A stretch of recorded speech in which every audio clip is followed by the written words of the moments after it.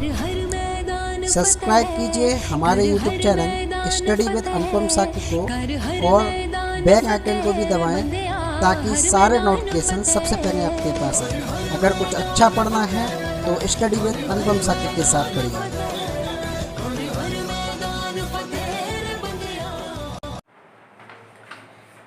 नमस्कार, स्वागत है आपका अपने YouTube चैनल स्टडी विद अनुपम साकी में। आज हम आपको भारत के भूगोल के संबंध में नेक्स्ट क्लास के साथ उपस्थित हैं, जिसमें मैंने आपको नदी तंत्र के बारे में, ड्रेनेज सिस्टम बता दिया था और सिंधु नदी तंत्र के बारे में संपूर्ण जानकारी मुहैया कराई थी। उसी की अगली श्रृंखला में सबसे महत्वपूर्ण, जिससे कि परीक्षा में, प्रारंभिक परीक्षा में हमेशा प्रश्न पूछे गए हैं, उससे संबंधित हम गंगा ड्रेनेज सिस्टम यानी गंगा नदी तंत्र, भारत में गंगा नदी का कहाँ कितना विस्तार है, इतनी महत्वपूर्ण क्लास, अब तक की सर्वश्रेष्ठ क्लास में आपको आज इस चैनल की दूंगा, जिसमें भारत के भूगोल के अंतर्गत गंगा नदी तंत्र, गंगा नदी के साथ कौन कौन सी उसकी सहायक नदियाँ, कौन कौन सी साथ बहने वाली नदियाँ, उत्तर घाट, पश्चिमी घाट की, पूर्वी घाट, दोनों तटों के बारे में पूरे अध्ययन कराएंगे। फैक्ट एक से एक अच्छा फैक्ट आपको उसके साथ उपलब्ध कराया जाएगा। तो हम आज की क्लास में पढ़ेंगे गंगा नदी तंत्र। ठीक है, यहाँ पे नोट कर लेंगे थोड़ा सा भूगोल, भारत का भूगोल, भारत का भूगोल। ठीक है, जिसमें हम आज पढ़ेंगे गंगा नदी तंत्र।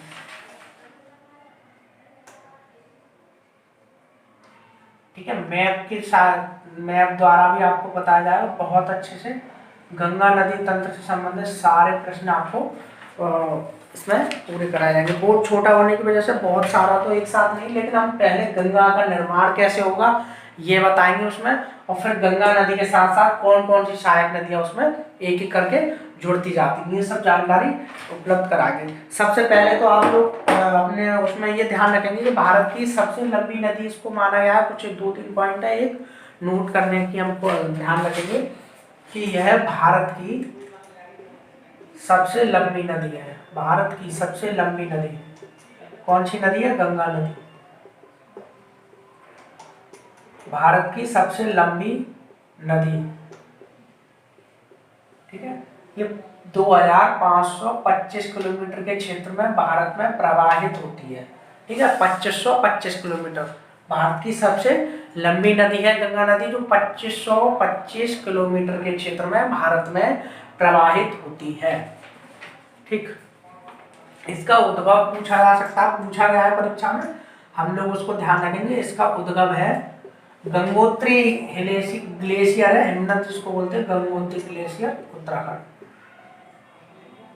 गंगोत्री ग्लेशियर, यहाँ से गंगा नदी का उद्भव हुआ है। गंगोत्री ग्लेशियर उत्तराखंड से गंगा नदी का उद्गम हुआ है। यह भारत के 5 राज्यों से होकर प्रवाहित होती है। पूछा गया है परीक्षा में कि गंगा नदी कितने राज्यों से प्रवाहित होती है, तो हम लोग ध्यान रखेंगे 5 राज्यों से। तो यह 5 राज्यों से,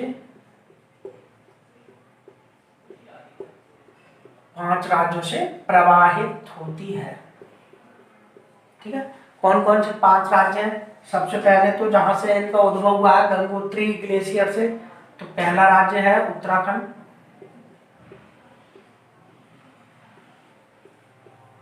दूसरा है हमारा उत्तर प्रदेश। ठीक है, उत्तर प्रदेश के बाद ये बिहार में जाती है,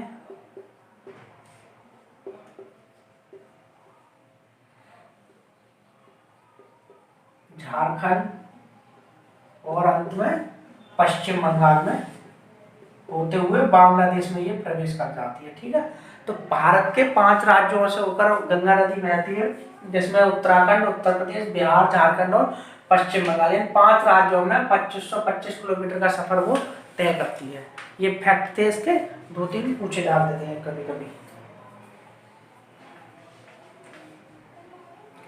ठीक है, अब हम इसमें सबसे, जब इसका निर्माण हुआ है, मैप के द्वारा समझने की कोशिश करेंगे।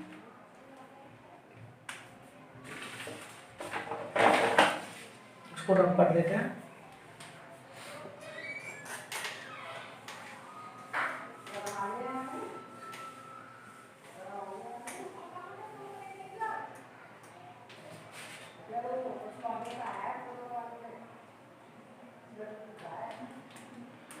ठीक है। एक हम यहाँ से ध्यान रखेंगे, एक हमने सुना होगा जिससे हमारी गंगा नदी का उद्गम स्थल हुआ है, यहाँ पर है गंगोत्री हिमनद, गंगोत्री ग्लेशियर। ठीक है, इसको ध्यान रखेंगे मैप में।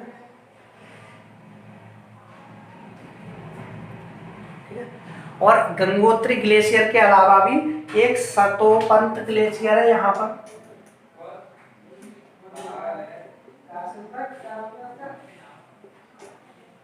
ठीक है, ये दोनों ग्लेशियर है, हम ध्यान रखेंगे। संतोपंत ग्लेशियर यहाँ है और उससे पूर्व पश्चिम साइड में ऊपर की तरफ गंगोत्री ग्लेशियर जहाँ से अलकनंदा निकलती है। ठीक है, अब हम यहाँ से ध्यान रखेंगे कि एक नदी यहाँ से निकलती है,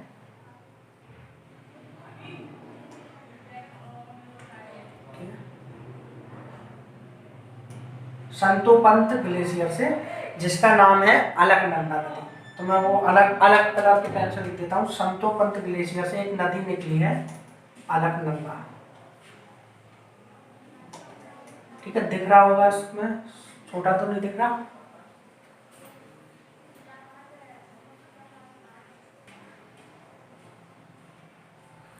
ठीक है, अलकनंदा नदी यहाँ से मिलती है इसमें। उसके बाद ये नदी देवप्रयाग में भागीरथी और अलकनंदा, भागीरथी गंगोत्री ग्लेशियर से निकलने वाली एक नदी है जो कि यहाँ पर मिलती है देवप्रयाग में। ठीक है, ये थोड़ा इसको लेंथ तक ले आती है। ठीक है, यहाँ पे देवप्रयाग एक जगह है उत्तराखंड में। प्रयाग दो नदियों के मिलन स्थल को कहा जाता है, मैं आपको बता दूं यहाँ पे। तो देवप्रयाग में अलकनंदा और एक नदी है भागीरथी। ठीक है, भागीरथी और अलकनंदा नदी उत्तराखंड के गंगोत्री ग्लेशियर और संतोपंत ग्लेशियर से निकलकर देवप्रयाग पर आकर मिलती है।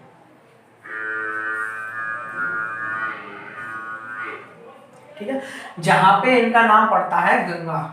तो यहाँ पर जब नदी बनेगी तो गंगा का निर्माण होगा। तो गंगा नाम कहाँ पे पड़ा है? देवप्रयाग में। गंगा का, नदी का नाम गंगा देवप्रयाग में पड़ा। उससे पहले वो भागीरथी और अलकनंदा नाम से प्रवाहित होती है। ठीक है, यहाँ देवप्रयाग में आकर उसका नाम गंगा पड़ता है। लेकिन इससे पहले दो तीन नदियां और आके मिलती हैं और कई अन्य प्रयागों का निर्माण करती हैं। वो मैं आपको बिल्कुल मैपिंग से आपको बताता हूँ।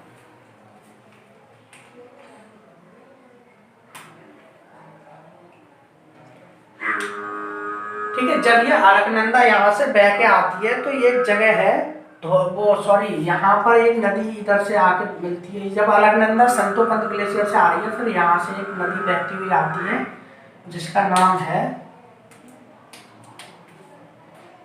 ठीक है यहाँ लिख देता हूँ, धौली गंगा। ठीक है, धौली गंगा। ठीक है, धौली गंगा। जब धौली गंगा और अलकनंदा मिलती है तो वो जगह होती है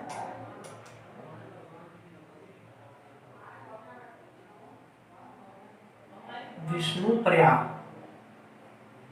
ठीक है, विष्णुप्रयाग में अलकनंदा नदी से धौली गंगा आकर मिलती है।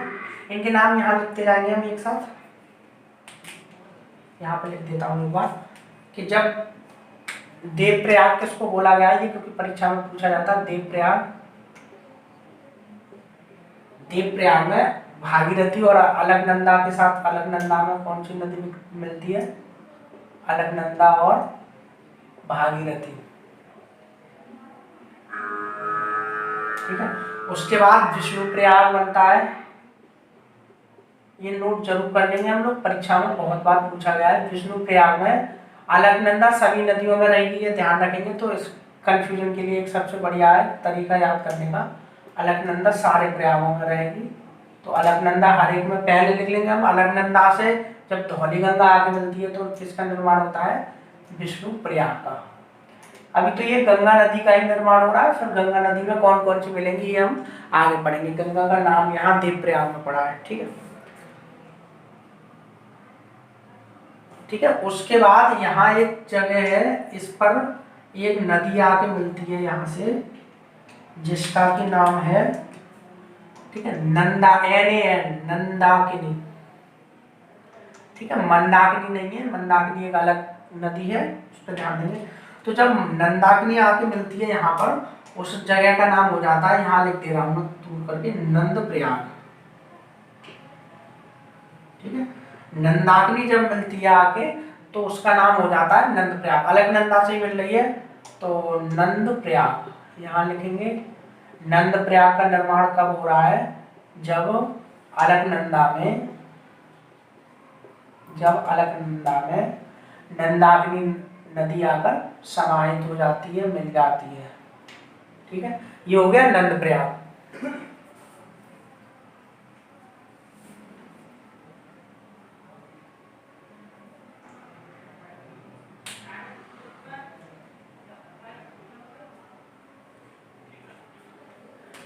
फिर यहाँ पर एक नदी है,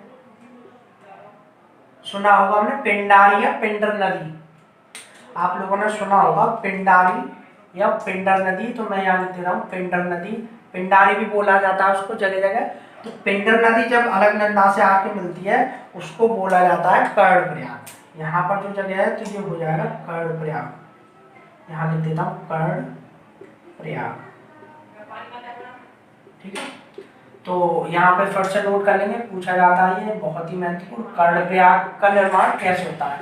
तो अलकनंदा, फिर इसमें कॉमन है अलकनंदा नदी के साथ, अलकनंदा नदी में जब पिंडर नदी आके मिलती है तो वो कहलाता है कर्णप्रयाग। आया समझ में?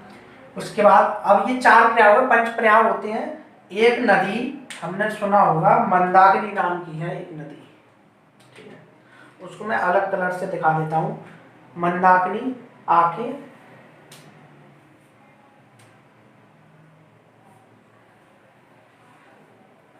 यहाँ से नदी बीच में से एक आएगी और यहाँ आके मिल जाएगी, इसका नाम है मंदाकिनी।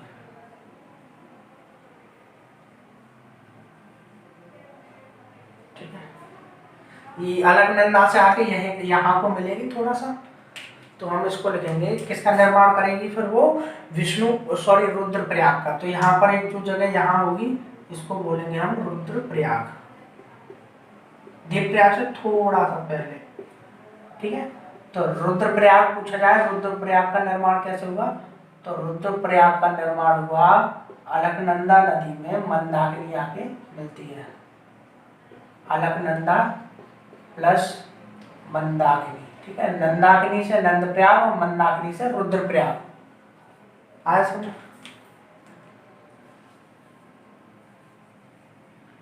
ठीक है, बहुत ही महत्वपूर्ण ये था कि मैंने एक मैप के तरीके से आपको बताया कि गंगोत्री और संतोपंत नामक 2 ग्लेशियरों से 2 महत्वपूर्ण नदियां जो हमने पढ़ी भी होंगी पहले कभी, भागीरथी और अलकनंदा, ये दोनों आके देवप्रयाग नामक जगह पे मिलती हैं, जहां पर इसका नाम पड़ता है भागीरथी और अलकनंदा से गंगा।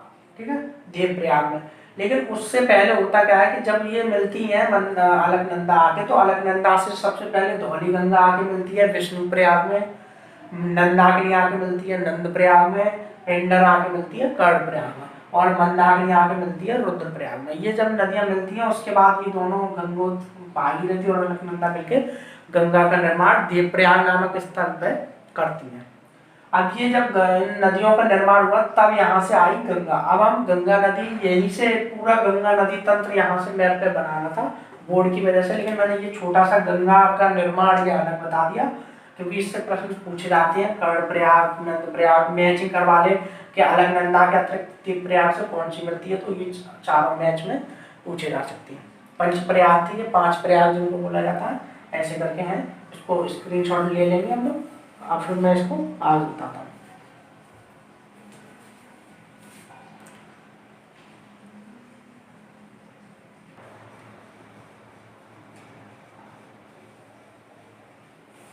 ठीक है, मैं आपको मैप साथ के साथ बना के दिखा रहा हूँ जिससे कि मैप बनाने आए तो सही से अच्छे से याद हो जाए, वरना मैं बना के आपको यहाँ पे इसको सीधे सीधे समझा भी सकता था। अब देखो, जो गंगा नदी हमने वहाँ बता दी प्रयागों से निर्मित हो गई, तो गंगा नदी एक नोट कर लेंगे कि हम यहाँ से आ रही है। ठीक है, ये गंगा नदी आ रही है यहाँ से गंगा। ठीक है, इसको हम मान लेंगे ये जगह है देवप्रयाग, यहाँ से गंगा नदी आ रही है। ओके, ठीक है। अब जब गंगा नदी यहाँ से आई है उत्तर गढ़मुक्तेश्वर के आसपास, यहाँ पे इसको थोड़ा नीचे यहाँ ले आता हूँ, ज्यादा हो गया, ठीक है। एक जगह है यहाँ गढ़मुक्तेश्वर, यहाँ से हम पढ़ेंगे गंगा का नदी तक।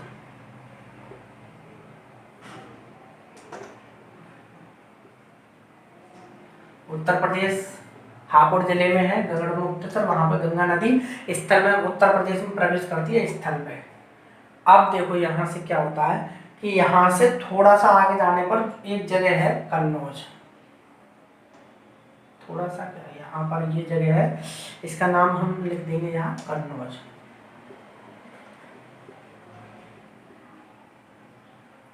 ठीक है, जगह भी ध्यान रखनी है। तो कन्नौज में एक नदी ऊपर से आके मिलती है, यहाँ पर एक जगह है बिजनौर, नजीबाबाद बिजनौर, बड़े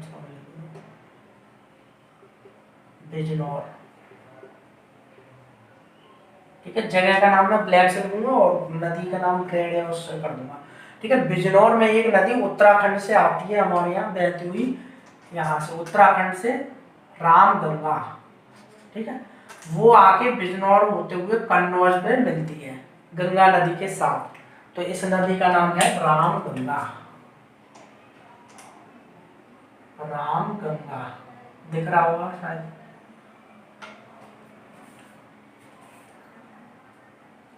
ठीक है, रामगंगा नदी कन्नौज में आके मिलती है गंगा नदी से। तो यहाँ से सीधा प्रश्न यही है कि गंगा की पहली सहायक नदी कौन सी है? रामगंगा। वो कहाँ पर आके मिलती है? कन्नौज में, बाईं तरफ से, ठीक है, कन्नौज में मिलती है। सबसे पहली नदी है रामगंगा।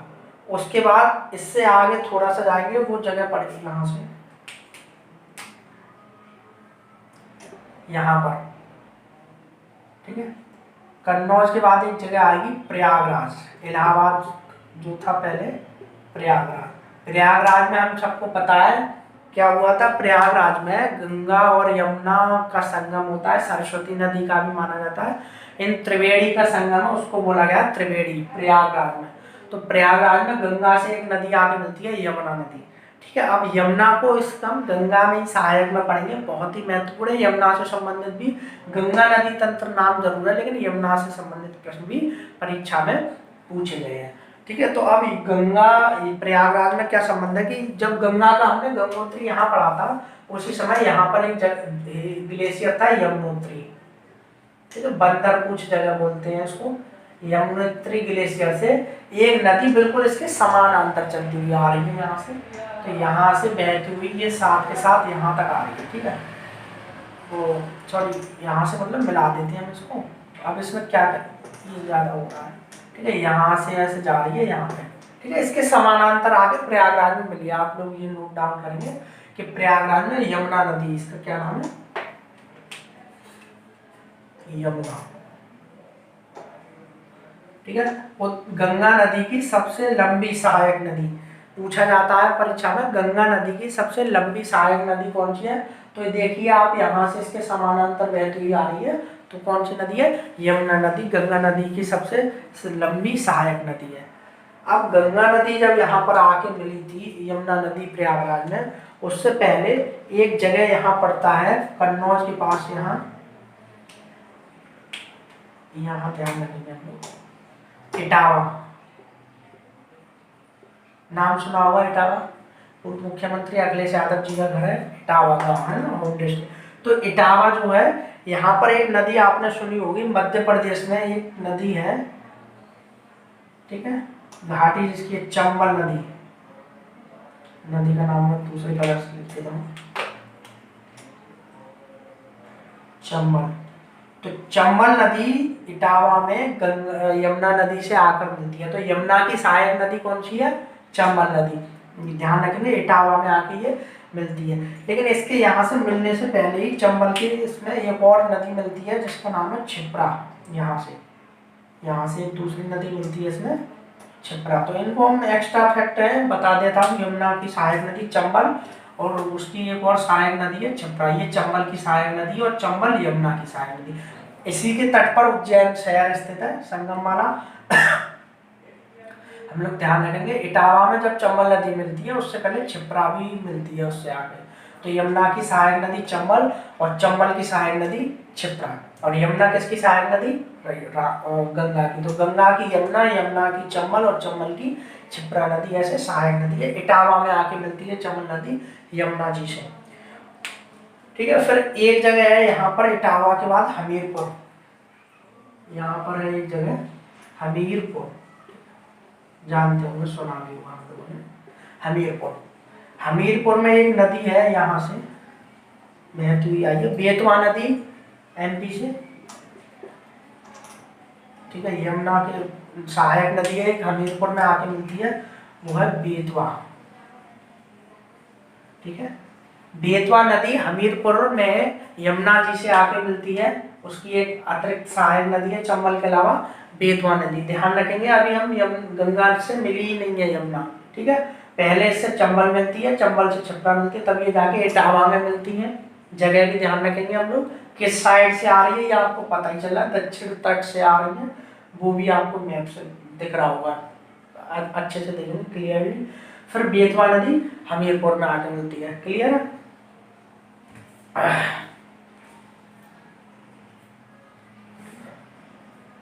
ठीक है, फिर यहाँ पर एक जगह जिला है बांदा, जगह यहाँ हमने सुना होगा बांदा।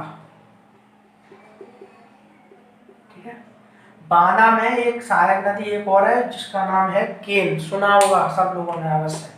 केन नदी मध्य प्रदेश से आती है और ये बांदा में यहाँ आके मिल जाती है यमुना जी से। तो यमुना जी की सहायक नदी कौन कौन सी होगी? चंबल, बेतवा और केन। ये दक्षिणी तट से आके यमुना जी से मिलती है। बांदा में मिलने के बाद जब ये पूरी नदी यमुना में समा जाती है, चंबल, क्षिप्रा, बेतवा और केन, तब जाके प्रयागराज में गंगा और यमुना का संगम होता है। ध्यान रखेंगे गंगा यमुना संगम होने से पहले उसके साथ चंबल, क्षिप्रा, बेतवा, केन आदि नदियों का एकत्रीकरण होता है, समाहित होती है यमुना जी में।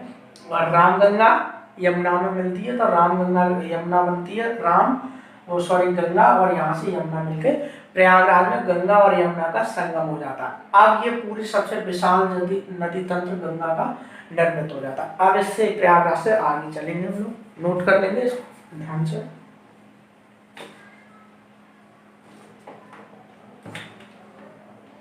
ठीक है, समझ में आ रहा है ये चित्र?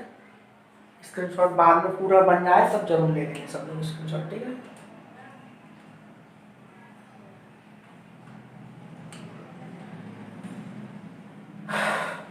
प्रयागराज के बाद एक जगह आएगी यहाँ पर गाजीपुर।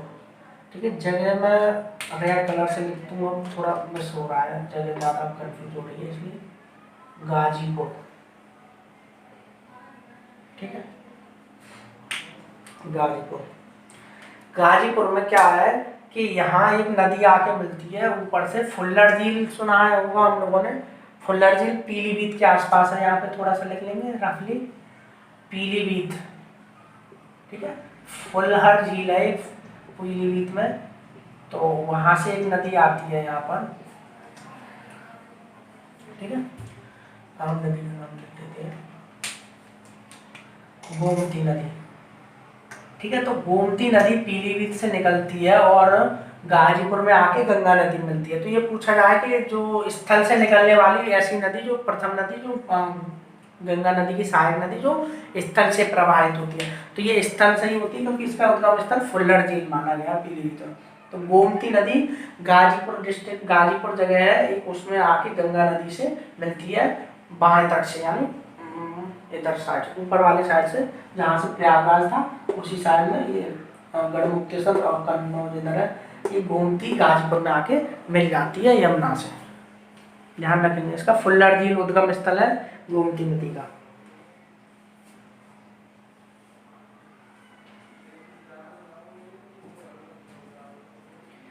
इसके बाद हम पहुंचते हैं बिहार।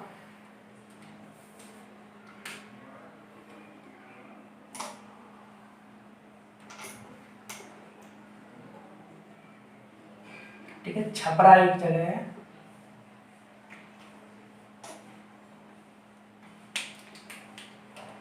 ठीक है, हम पहुंचे छपरा, बिहार में है।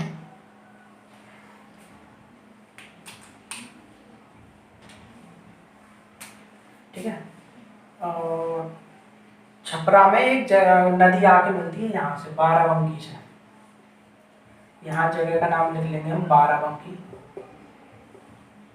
देखिए ऊपर एक दो नदियां हैं, शारदा और घाघरा, यहाँ से निकलती हैं उत्तराखंड से। शारदा और घाघरा, यहाँ ये घाघरा है और ये शारदा नदी है, ठीक है। शारदा और घाघरा उत्तराखंड से बह के आती हैं और बाराबंकी में आके मिल जाती हैं। जब बाराबंकी में आके मिलती हैं तो इसका नाम घाघरा मतलब चौक बोला जाता है। एक नाम यहाँ पे ध्यान रखेंगे, चौक।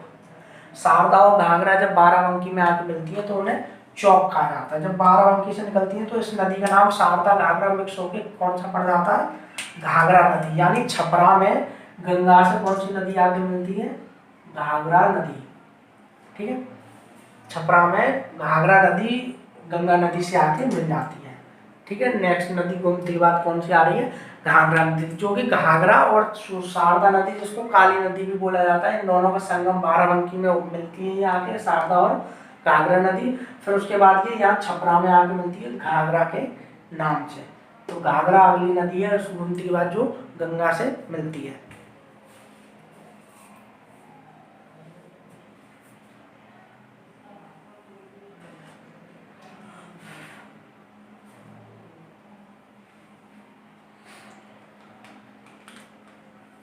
फिर हम पहुंचते हैं यहाँ से पटना। इस जगह का नाम है पटना,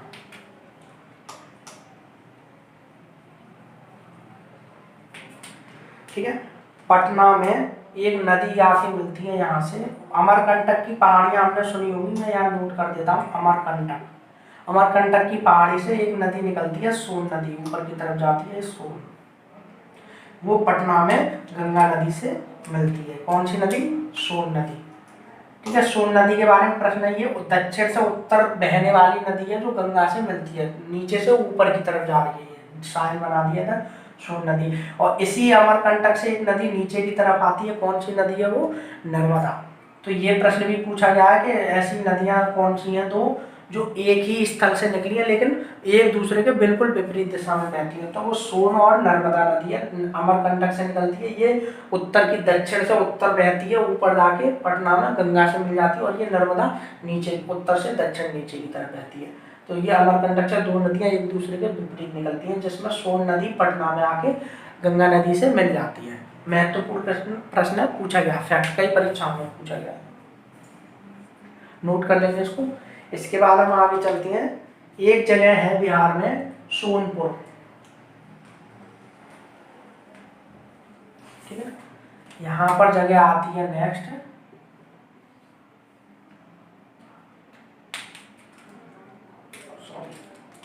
सोनपुर, यहाँ लिख देता सोनपुर। ये जगह पटना बिहार में है, सोनपुर जगह। यहाँ पर एक नदी आपने सुना होगा, गंडक नदी, नेपाल बॉर्डर से आती है, वो यहाँ से नेपाल से, ठीक है, नेपाल बॉर्डर से आती है। ये कौन सी नदी है, गंडक, सोनपुर में आके मिलती है या गंगा नदी से। कौन सी नदी, गंडक, गंडक नदी सोनपुर में गंगा से आके मिलती है, जो कि नेपाल बॉर्डर से आती है गंडक नदी, ठीक है।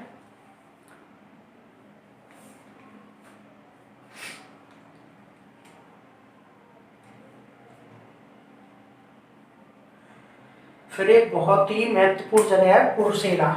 यहाँ से आगे थोड़ा सा चलेंगे तो वो पड़ेगी एक जगह कुर्सेला, बिहार में, ठीक है। जगह भी ध्यान रखेंगे, कुर्सेला एक जगह आएगी आगे चल के थोड़ा सा। तो कुर्सेला में बहुत ही महत्वपूर्ण नदी जो बिहार का शोक कहलाती है, कौन सी नदी है, कोसी नदी, वो आके मिलती है। लेकिन कोसी नदी को हमें एक नदी है सप्तकोसी नदी, गोसाई धाम से निकलती है वो, ठीक है। यहाँ पर एक जगह मैं आपको नोट करा देता हूँ क्योंकि पूछा जा सकता है परीक्षा में, अलग कलर से लिख दिया। एक जगह है गोसाई धाम,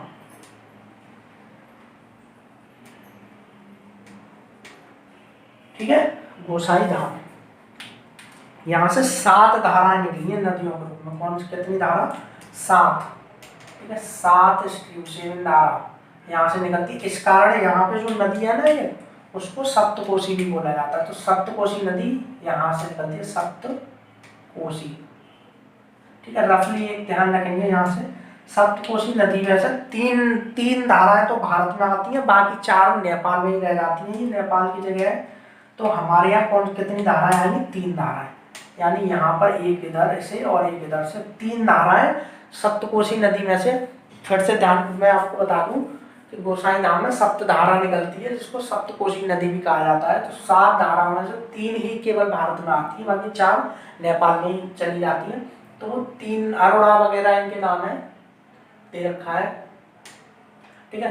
3 धाराएं आती हैं, तो उन 3 धाराओं के संगम को हमारे यहाँ बोला गया कोशी, ठीक है। 3 धारा के संगम को कहा जाता है कोशी। तो वो कोशी नदी यहाँ कुर्सेला में आके गंगा नदी से मिल जाती है। तो 3 धाराएं जब आती है तो उसका नाम है कोशी नदी, ठीक है। यहाँ लिख लेंगे हम लोग, कौन सी नदी है? कोशी नदी। तो कोशी नदी जो बिहार का शोक भी कहा जाता है, जल इसमें कम पड़ता है और बहुत ही ज़्यादा गलत रास्ते, सबसे ज़्यादा इधर उधर रास्तों से प्रभावित होने वाली नदी है, बिहार का शोक भी कहा जाता है ऐसे कोशी नदी को। तो ये सप्तकोशी का रूप है। उसमें से 3 हमारे यहाँ स्ट्रीम आ गई, 4 जो है नेपाल में रह जाती है, जो कि गोसाई धाम से निकलती है। इससे संबंधित ये फैक्ट था, ध्यान रखेंगे। कुर्सेला में कोशी नदी आती है।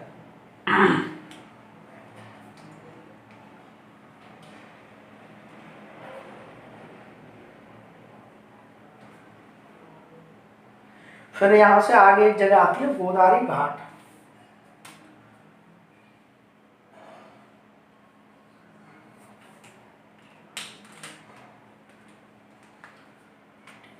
गोदावरी घाट, गोदावरी घाट, यहाँ पे एक अंतिम नदी है। कौन सी नदी? महानंदा। वो आके मिलती है दार्जिलिंग पहाड़ी से होके आती है, यहाँ से आती है दार्जिलिंग पहाड़ी है ये, दार्जिलिंग। यहाँ से आप कौन सी नदी आके मिलती है? महानंदा, ठीक है। तो अंतिम सहायक नदी कौन सी है? महानंदा, गंगा की है, ध्यान रखेंगे हम। अंतिम सहायक नदी महानंदा है, जो कि यहाँ गोदावरी घाट पे आके मिल रही है। मैं इसको यहाँ नोट कर दे रहा हूँ, महानंदा, ठीक है। यहाँ पे आके गंगा की अंतिम नदी कौन सी है? सहायक नदी महानंदा, जो दार्जिलिंग घाटी से आती है। उसके बाद जो यू टर्न लेती है ये यहाँ पे गंगा नदी, और हुगली में आके मिल जाती है। यहाँ पे आ जाती है हुगली और गंगा, फिर इसके बाद यहाँ से होती ब्रह्मपुत्र में आके मिल जाती है, ठीक है। ब्रह्मपुत्र नदी में जाके मिल जाती है। हम ब्रह्मपुत्र नदी तंत्र में आपको बताएंगे, जो कि पद्मा के नाम से बांग्लादेश में प्रसिद्ध रहती है। यहाँ पे इसका नाम हो जाता है गंगा का पद्मा। कहाँ पे? बांग्लादेश में, ठीक है। बहुत ही महत्वपूर्ण लेक्चर है ये। अब फिर से एक बार रिपीट कर देता हूँ उसको, जल्दी जल्दी में स्क्रीनशॉट जरूर ले लें इसका हम सब लोग पहले।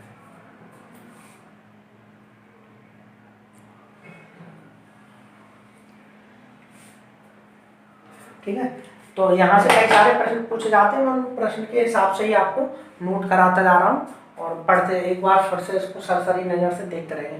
देखिए, देवप्रयाग में गंगा, अलग भागीरथी नदी और अलकनंदा, मैंने आपको बताया था पहले। यहाँ से ठीक है, भागीरथी और अलकनंदा देवप्रयाग में आके मिलती है, तो गंगा का नाम वहीं पड़ता है। गंगा का वास्तविक निर्माण कहाँ होता है? देवप्रयाग में। वहीं गंगोत्री ग्लेशियर है, उसी के पास एक यमुनोत्री ग्लेशियर, वहां से गंगा के बिल्कुल समानांतर एक सहायक सबसे लंबी नदी है यमुना, वो प्रयागराज में आके मिलती है। तो प्रश्न पूछा जाता है कि गंगा की सहायक नदी, सबसे लंबी सहायक नदी कौन सी है? तो वो है यमुना। फिर पूछा जाता है कि गंगा की सर्वप्रथम सबसे पहले मिलने वाली गंगा की सहायक नदी है, वो है रामगंगा, जो कन्नौज में आके मिलती है, बिजनौर से होती हुई आती है उत्तराखंड से, रामगंगा नदी। उसके बाद प्रयागराज में जब यमुना मिलती है, उससे पहले यमुना में इटावा में चंबल नदी आके मिलती है मध्य प्रदेश से, हमीरपुर में बेतवा नदी आके मिलती है और बांदा में केन नदी। ये जगह भी ध्यान रखनी है, जगह पूछी जा सकती है, परीक्षा में पूछा गया। प्रयागराज के बाद गाजीपुर जब चलती हैं तो वहाँ पे पीलीभीत में एक झील है फुल्लर झील, उससे आके मिलती है गोमती नदी। तो गोमती नदी के बारे में पूछा गया, ऐसी नदी जो गंगा की ऐसी सहायक नदी जो स्थल से प्रवाहित होती है। तो ये फुल्लर झील से निकलती है गोमती नदी, तो ये उस नदी का नाम हो गया गोमती, जो कि गाजीपुर में आके गंगा नदी से मिल जाती है। तत्पश्चात छपरा एक जगह है बिहार में, वहाँ पे घाघरा नदी आके मिलती है, जो बाराबंकी में घाघरा और शारदा के मिलन से मिलती है। नेपाल से आती है ये शारदा, घाघरा और चौक बोल देते हैं जब ये नदियाँ यहाँ मिलती है बाराबंकी पे, फिर घाघरा नाम से छपरा में गंगा में मिल जाती है। ये पूछा गया है प्रश्न। उसके बाद आता है पटना। तो पटना में बहुत ही महत्वपूर्ण प्रश्न पूछा गया है कि ऐसी नदी जो कि दक्षिण से उत्तर की ओर आके मिलती है गंगा नदी में, तो ये उल्टी मतलब यहाँ से यहाँ जा रही, बाकी नीचे आ रही थी। तो अमरकंटक की पहाड़ी से सोन नदी निकल के दक्षिण से उत्तर यमुना नदी में पटना में आके मिल जाती है। जबकि इसके विपरीत नर्मदा नदी अमरकंटक से ही दक्षिण की तरफ जाती है। पूछा गया कि ऐसी दो नदियां जो एक ही जगह से तो निकली हैं, उद्गम स्थल बिल्कुल समान है लेकिन प्रवाह उनका एक दूसरे के विपरीत दिशा में है। फिर हम सोनपुर जब पहुंचती है गंगा नदी, तो उसमें गंडक नदी नेपाल बॉर्डर से आके मिल जाती है। उसके बाद कुर्सेला में सप्तकोशी नदी जो कि गोसाई धाम में 7 धाराओं के रूप में बह रही है। आप लोग के पूछा गया सप्तधारा नदी कहाँ पर है, तो वो नेपाल से निकलती है गोसाई धाम में, जिसमें से 3 जो धाराएं हैं वो उत्तर प्रदेश भारत में आके मिलती है, जबकि 4 नेपाल में रुक जाती है। तो जब वो 3 स्ट्रीम आगे मिलती है, वो कोसी नदी के नाम से कुर्सेला में गंगा नदी में समाहित हो जाती है, जबकि कोसी नदी सप्तकोशी का ही रूप है। फिर अंतिम नदी दार्जिलिंग घाटी से महानंदा आकर गंगा नदी में मिलती है। ये पूछा गया अंतिम सहायक नदी कौन सी है, तो महानंदा। ये इसका स्क्रीनशॉट हम लोग ले लेंगे, बहुत ही महत्वपूर्ण क्लास है, ध्यान रखेंगे इसका। ऐसे ही पढ़ते रहिए। इसके बाद हम आपको ब्रह्मपुत्र नदी तंत्र भी कराएंगे, तो गंगा नदी तंत्र से संबंधित सारे प्रश्न इससे पक्का 100% श्योर हल हो जाएंगे। ऐसे ही इसको पढ़ते रहिए और चैनल को अधिक से अधिक सब्सक्राइब करते रहिए, शेयर करिए, लाइक करिए और जो भी कोई समस्या हो तो कमेंट्स करिए। Thank you, all the best.